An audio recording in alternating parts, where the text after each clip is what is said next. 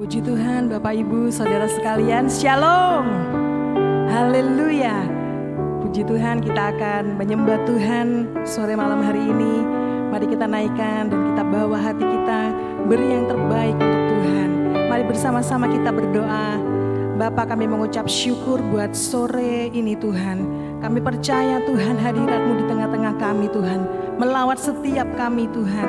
Biarlah Tuhan kemuliaan-Mu dinyatakan di tengah-tengah kami Tuhan. Ketika kami memuji menyembah Tuhan, Engkau ada di tengah-tengah kami Tuhan. Siap melawat kami Tuhan, kami percaya Engkau ada bersama dengan kami. Terima kasih Bapa, terima kasih.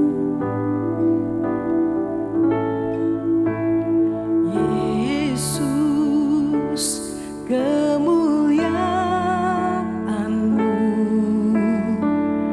pulihkan hatiku, Yesus. Kemuliaan-Mu berkati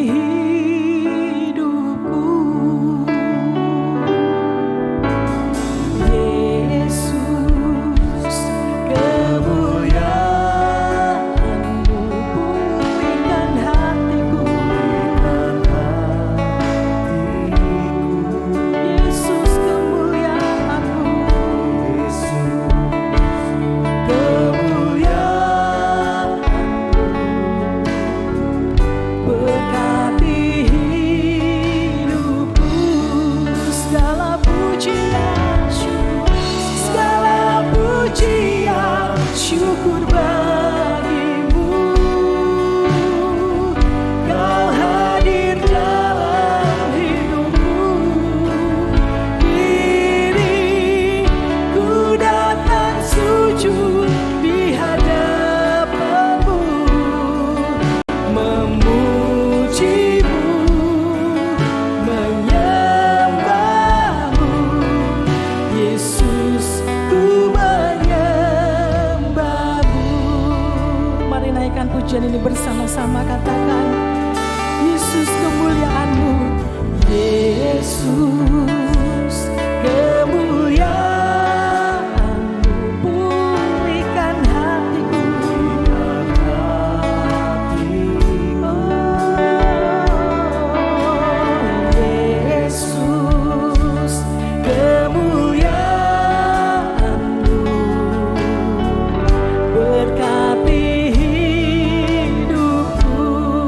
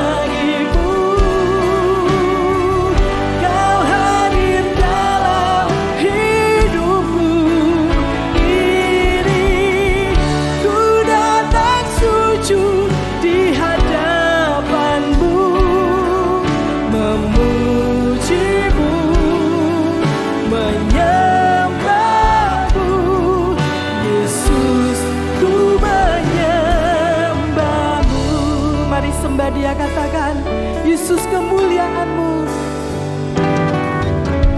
Yesus kemuliaan-Mu, pulihkan hati kami Tuhan. Yesus kemuliaan-Mu, berkati hidupku. Mari sembah dia, katakan Yesus kemuliaan-Mu. Yesus kemuliaan-Mu, pulihkan hatiku. Yesus kemuliaan-Mu, berkati hidupku. Sama-sama katakan segala pujian syukur bagimu. Kau hadir dalam hidupku. Kini ku datang sujud di hadapanmu, memujimu, menyembahmu, menyembahmu. Yesus, ku menyembahmu. Segala pujian syukur, segala pujian syukur bagimu. Kau hadir dalam hidupku. Kini ku datang sujud di hadapanmu, memujimu, menyembahmu. Yesus, ku menyembahmu. Mari Bapak Ibu semua katakan segala pujian syukur, segala pujian syukur bagimu. Kau hadir dalam hidup kami Tuhan. Dalam hidupku. Kini ku datang sujud di hadapanmu, memujimu, menyembahmu. Yesus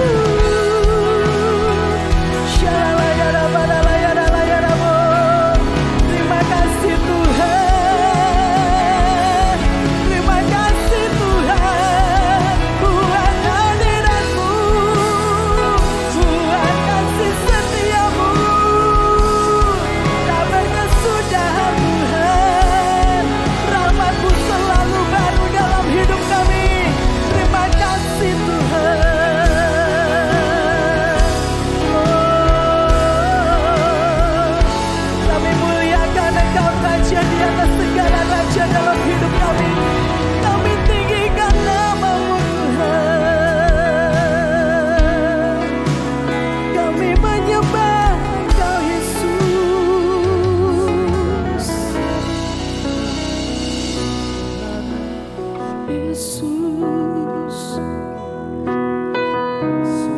Biar Engkau dimuliakan dalam hidup kami Tuhan. Kami mau terus menyembah-Mu Tuhan. Kami mau terus ada di dalam hadirat-Mu Tuhan. Jangan lepaskan kami Tuhan. Jangan biarkan kami Tuhan. Kami tahu Tuhan ada tangan-Mu yang kuat yang selalu menolong kami Tuhan. Ada tangan-Mu yang kuat yang selalu memegang hidup kami Tuhan. Oh Yesus, Yesus,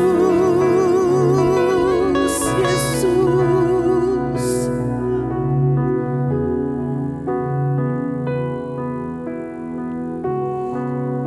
Terima kasih Tuhan, Yesus.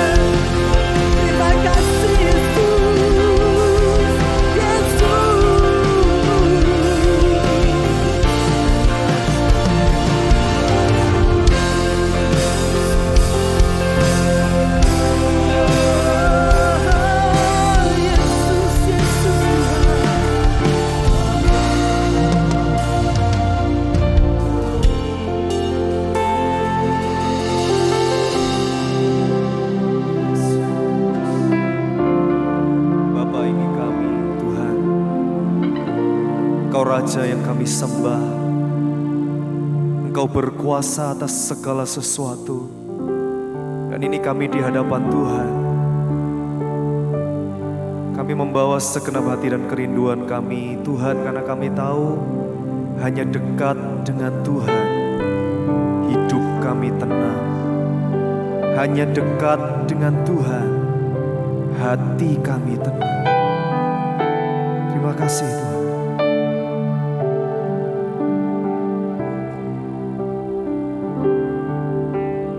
Hanya dekat Allahku, rasa tenang hatiku. Kau sertai jalanku sepanjang hidupku.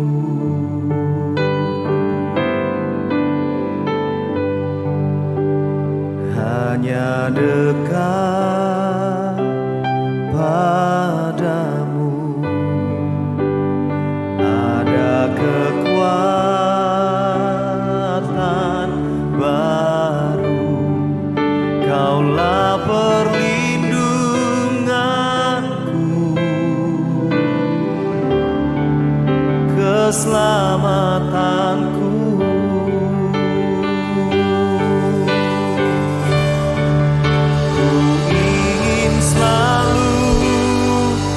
Bersekutu denganmu, menikmati hadiratmu. Biarkan rohmu tinggal dalam hidupku.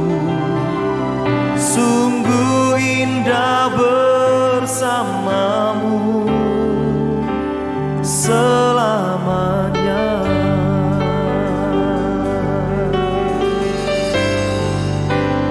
Hanya dekat Allahku, rasa tenang hatiku. Kau sertai jalanku sepanjang hidupku. Hanya dekat padamu, hanya dekat padamu ada kekuatan baru. Kaulah perlindunganku, keselamatanku.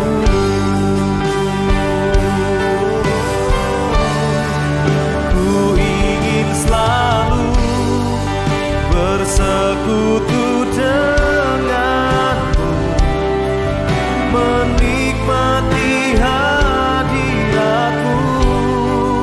Biarkan rohmu tinggal dalam hidupku. Sungguh indah bersamamu. Ku ingin selalu bersekutu denganmu, menikmati hadiratmu. Biarkan rohmu tinggal dalam hidupku. Sungguh indah bersamamu selamanya. Mari Bapak Ibu, jadikan pujian ini doa dalam hatimu, bahwasanya dalam sepanjang hidup kita tidak ada yang lain yang kita ingini selain kita bersama-sama dengan Tuhan kita, Bapa yang selalu mengasihi engkau dan saya. Terima kasih Tuhan. Ku ingin selalu bersekutu denganmu, menikmati hadiratmu. Biarkan rohmu tinggal dalam hidupku. Sungguh indah bersamamu. Sekali lagi, ku ingin selalu kami mau bersekutu denganmu Tuhan, menikmati hadiratmu. Biarkan rohmu tinggal dalam hidupku. Sungguh indah bersamamu selamanya. Lebih sungguh lagi katakan di hadapan Tuhan, ku ingin selalu bersekutu denganmu, menikmati hadiratmu. Biarkan rohmu tinggal dalam hidupku.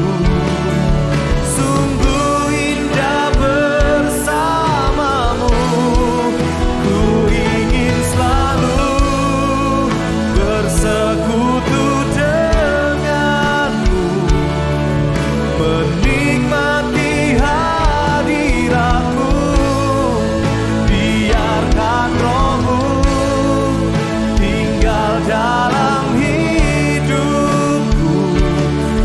Sungguh indah bersamamu. Sungguh indah bersamamu.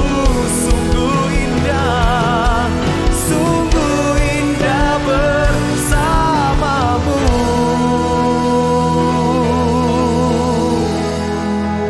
selamanya.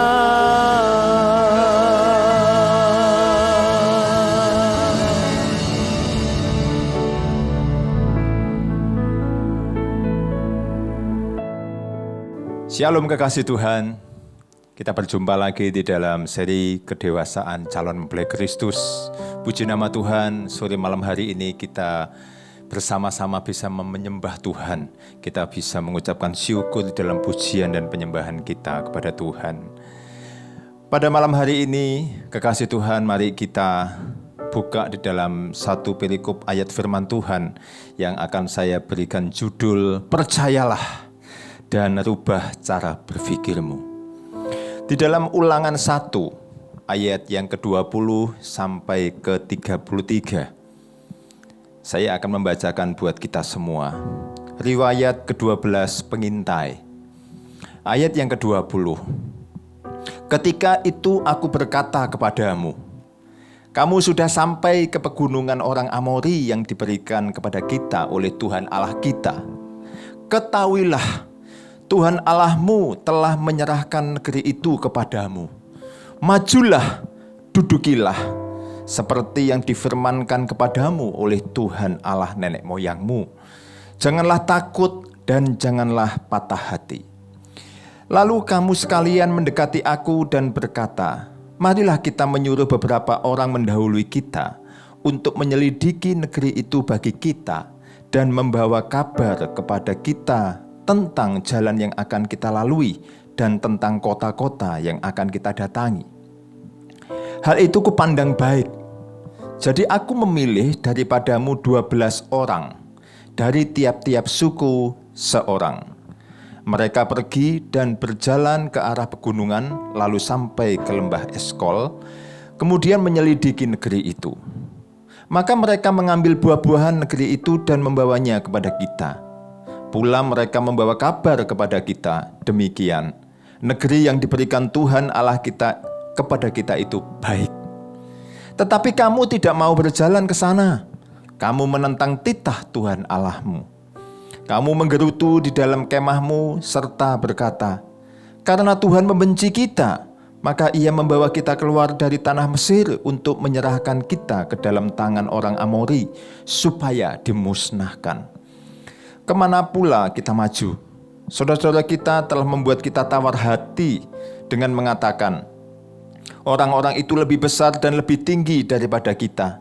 Kota-kota di sana besar dan kubu-kubunya sampai ke langit. Lagi pula kami melihat orang-orang enak di sana. Ketika itu aku berkata kepadamu, janganlah gemetar, janganlah takut kepada mereka. Tuhan Allahmu yang berjalan di depanmu, dialah yang akan berperang untukmu, sama seperti yang dilakukannya bagimu di Mesir di depan matamu. Dan di padang gurun di mana engkau melihat bahwa Tuhan Allahmu mendukung engkau seperti seorang mendukung anaknya, sepanjang jalan yang kamu tempuh sampai kamu tiba di tempat ini. Tetapi walaupun demikian, kamu tidak percaya kepada Tuhan Allahmu, yang berjalan di depanmu di perjalanan untuk mencari tempat bagimu, di mana kamu dapat berkemah dengan api pada waktu malam dan dengan awan pada waktu siang, untuk memperlihatkan kepadamu jalan yang harus kamu tempuh. Kekasih Tuhan, kisah perjalanan bangsa Israel keluar dari tanah Mesir selalu menjadi kisah yang menginspirasi hidup kita.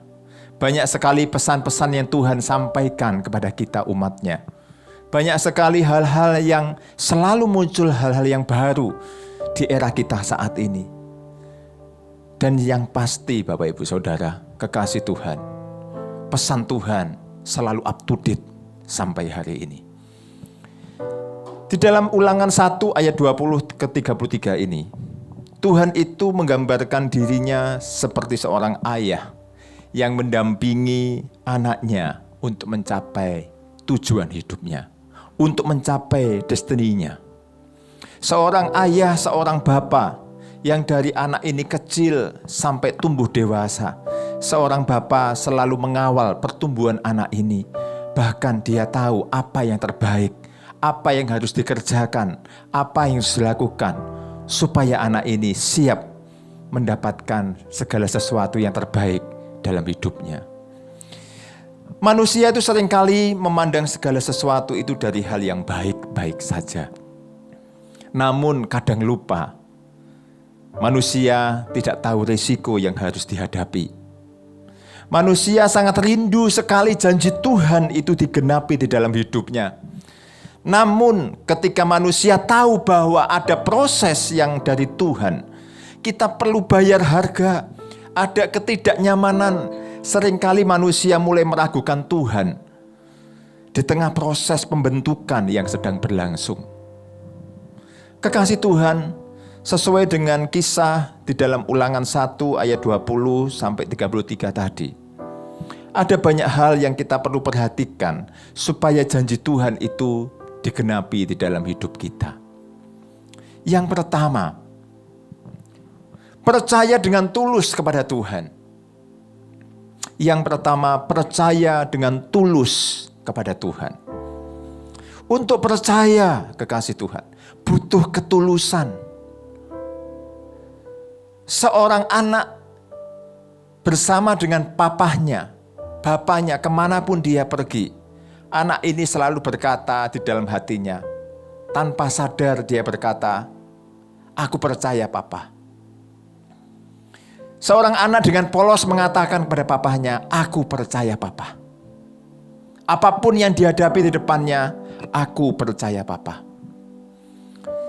Namun begitu ada campuran pengetahuan manusia di dalam kisah Ulangan tadi, ketika ada campuran pengetahuan manusia, logika manusia yang kecenderungannya itu mencari cara dengan pengertiannya sendiri, maka itu akan menjadi masalah di dalam iman percaya kita.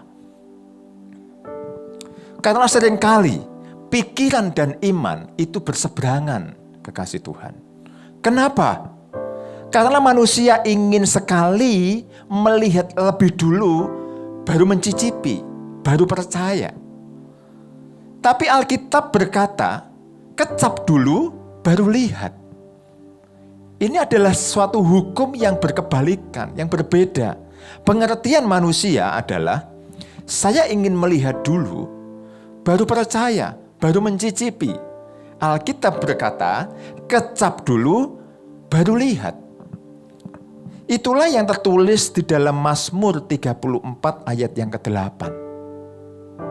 Kecaplah dan lihatlah betapa baiknya Tuhan itu. Berbahagialah orang yang berlindung kepadanya. Jadi kecap dulu baru lihat. Mengecap, mengerti dulu janji Tuhan. Baru melihat bahwa janji Tuhan itu dinyatakan. Berbahagialah orang yang berlindung padanya. Ketika orang itu punya iman, ada pengharapan, ada perlindungan untuk Tuhan itu nyatakan janjinya di dalam setiap kehidupan orang percaya. Sebenarnya ketidakpercayaan anak kepada bapaknya yang sedang mendampinginya itu akan menyakiti hatinya. Mari kita lihat di dalam Ulangan yang pertama, ayat yang ke-31. Saya akan bacakan kembali. Dan di padang gurun, di mana engkau melihat bahwa Tuhan Allahmu mendukung engkau, seperti seorang mendukung anaknya, sepanjang jalan yang kamu tempuh sampai kamu tiba di tempat ini. Jadi Tuhan seperti halnya seorang bapa yang mendukung anaknya dari mulai perjalanan sampai kepada proses perjalanan itu sendiri sampai tiba di dalam tujuan kehidupannya. Itu bapa selalu mendukung.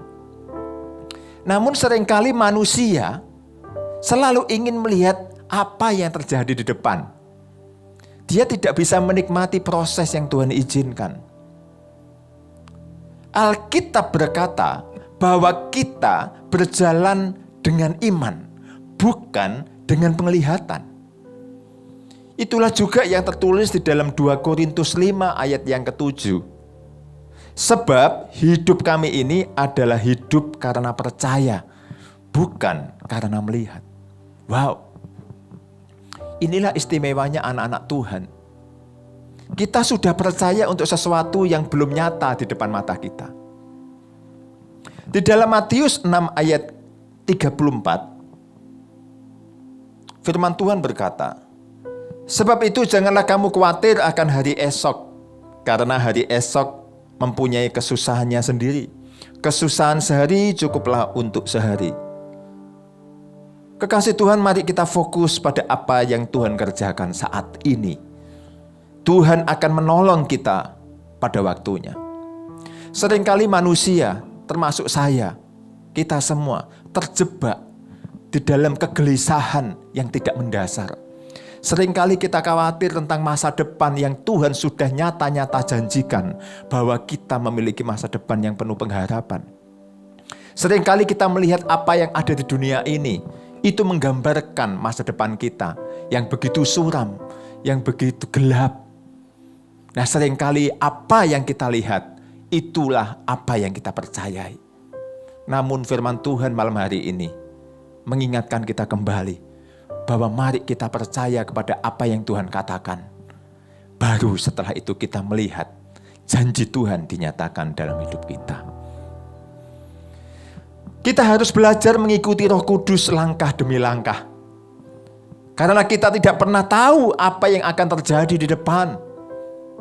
Di dalam Amsal 3 ayat 5-6 firman Tuhan berkata, percayalah kepada Tuhan dengan segenap hatimu dan janganlah bersandar kepada pengertianmu sendiri. Akuilah Dia dalam segala lakumu, maka Ia akan meluruskan jalanmu.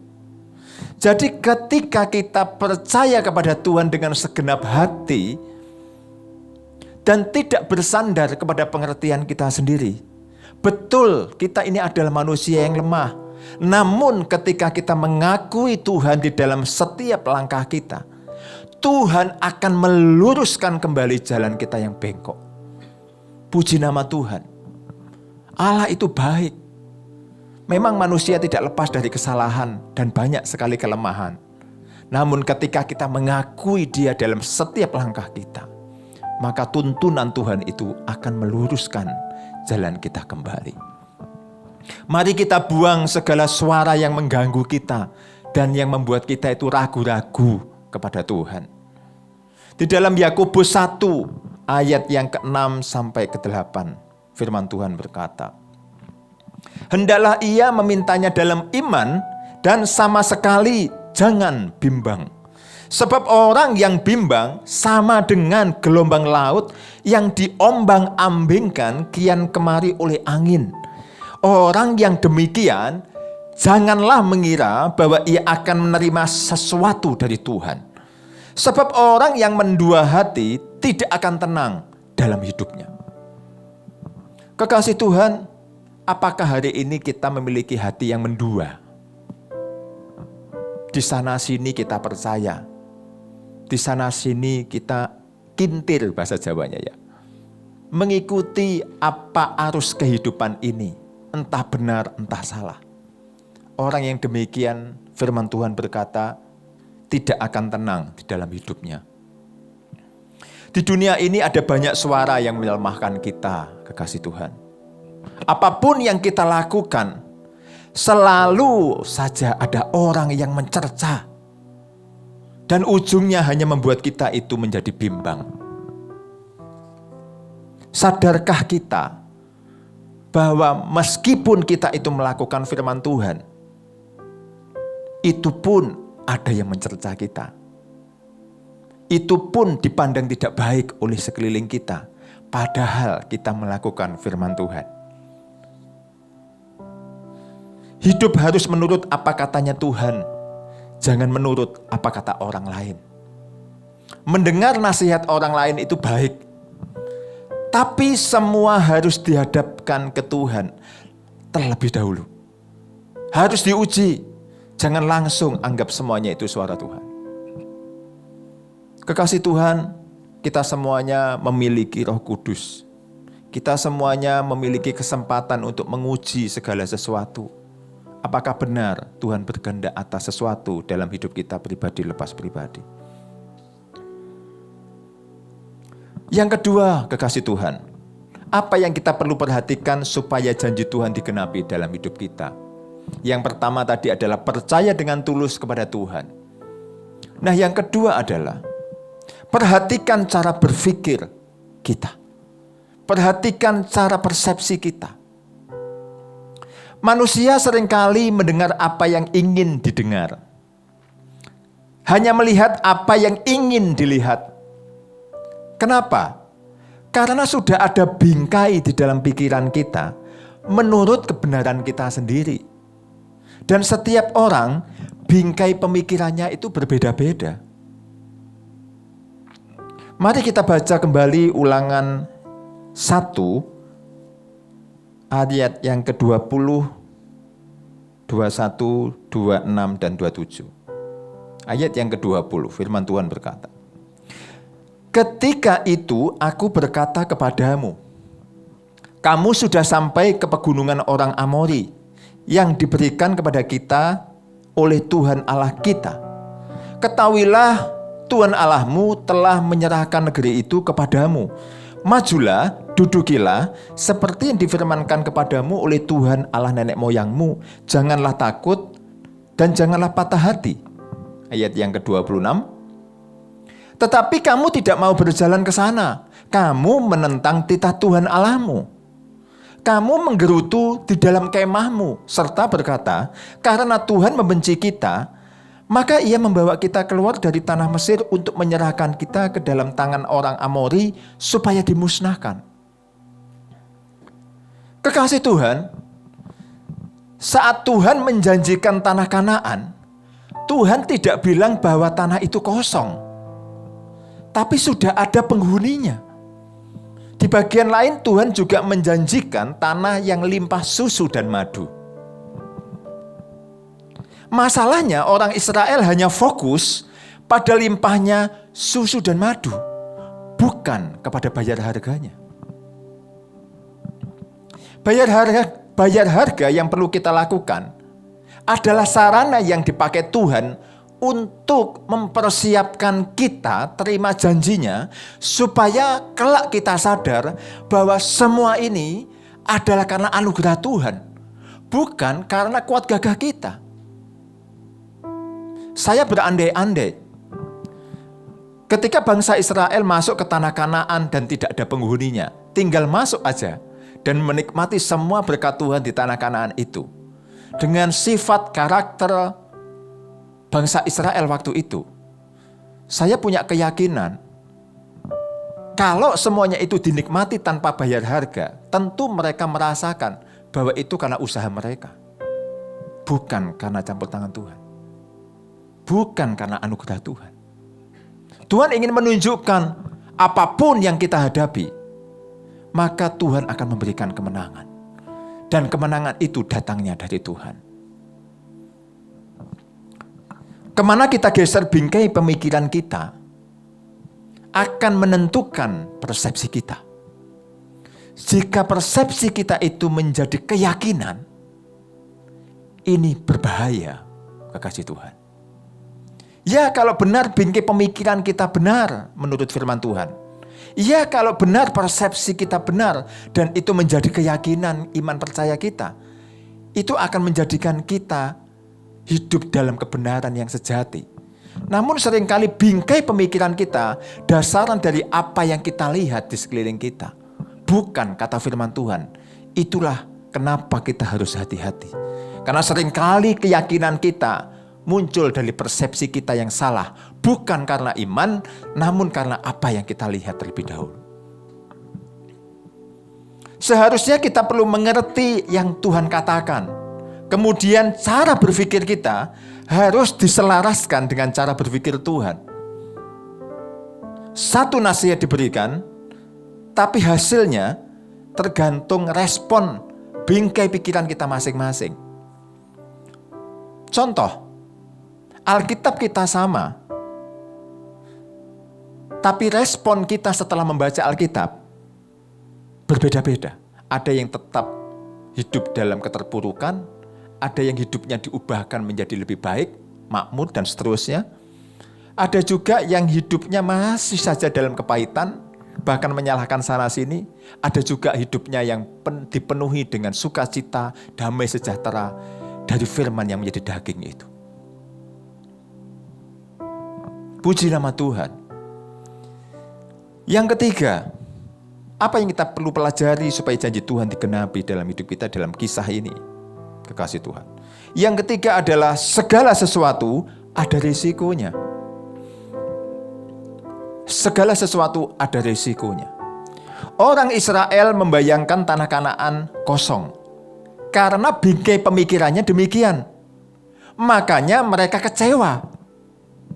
Kenapa bangsa Israel kecewa? Karena pikirannya berkata tanah itu kosong. Padahal bukan kata Tuhan demikian.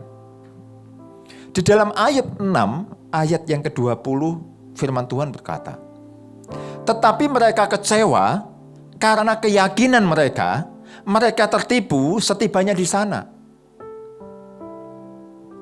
Nah, seringkali kekecewaan itu muncul karena persepsi kita sendiri.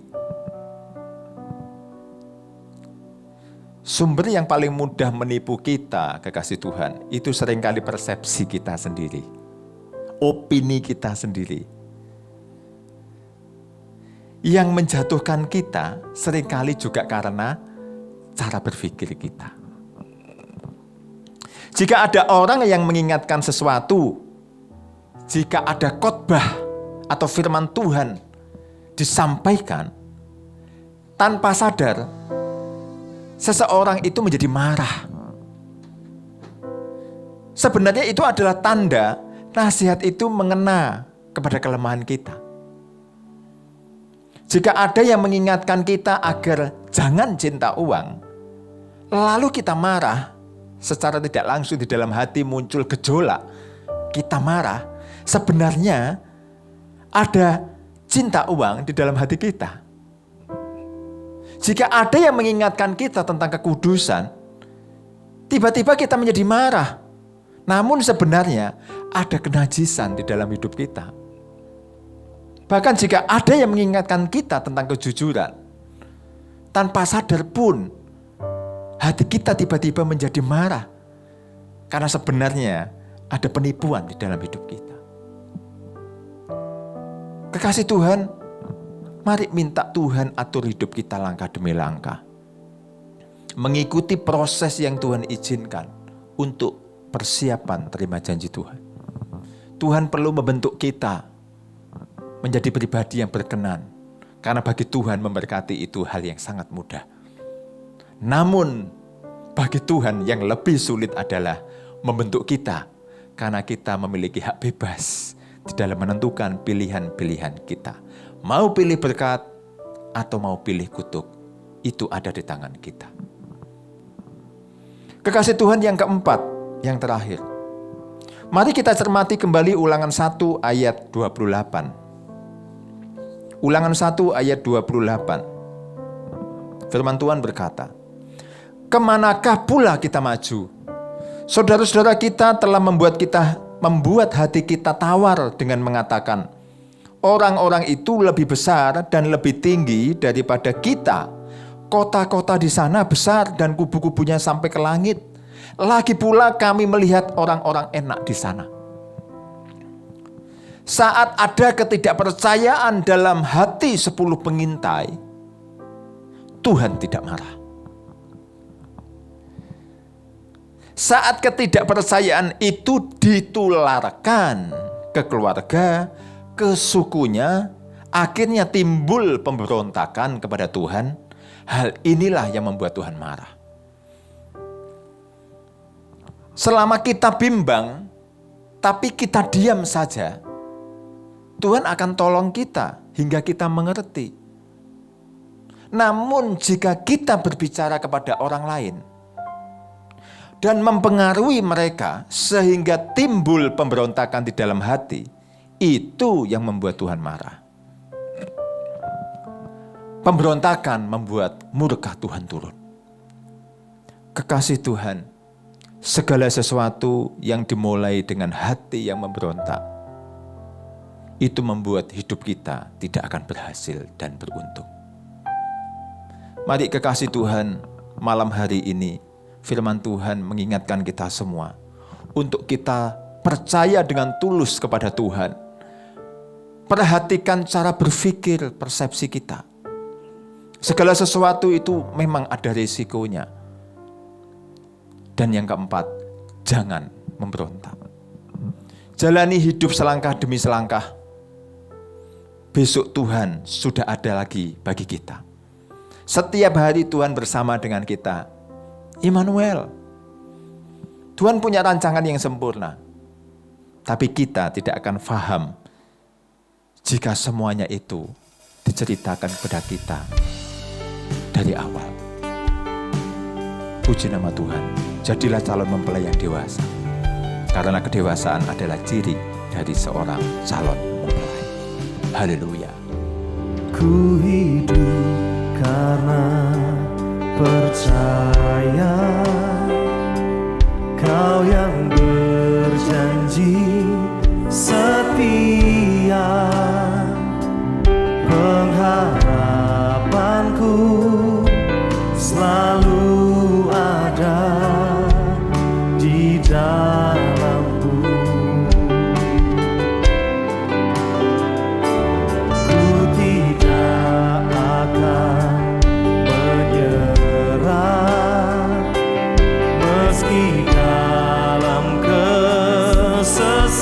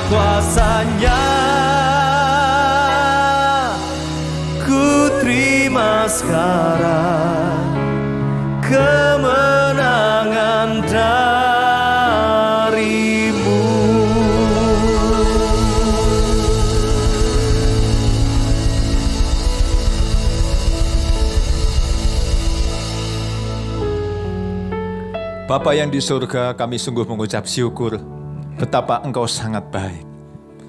Firman-Mu malam hari ini mengingatkan kami untuk kami kembali percaya dengan tulus tanpa tendensi apapun. Percaya dengan tulus kepada-Mu Tuhan.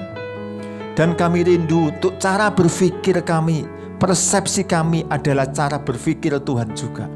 Berikan kami mata seperti mata-Mu. Berikan kami hati seperti hati-Mu.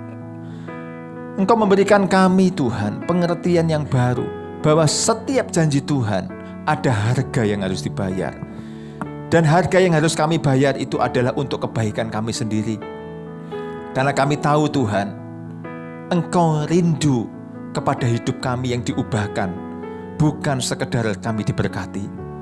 Engkau tahu Tuhan apa yang kami perlukan, sehingga Engkau memproses kami untuk kebaikan kami sendiri.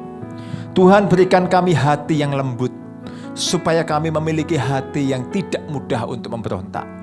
Namun kami memiliki hati yang sungguh-sungguh bisa bersyukur kepada Tuhan. Hari lepas hari Tuhan, kami boleh melihat tangan Tuhan itu menopang kami. Terima kasih Tuhan atas pengertian, atas hikmat kebijakan yang dari Tuhan.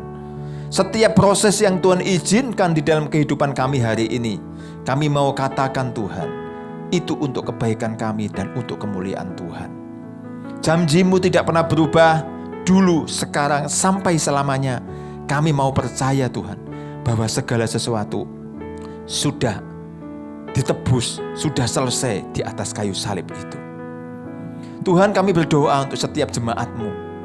Kalau di antara kami ada yang sedang mengalami pergumulan ekonomi, kalau ada di antara kami yang masih bermasalah dengan kesehatan karena sakit penyakit, kalau di antara kami masih saja ada permasalahan di dalam keluarga yang tidak kunjung selesai, kami berdoa juga Tuhan untuk setiap anak-anak yang sekarang sedang akan menuju pendidikan yang lebih tinggi.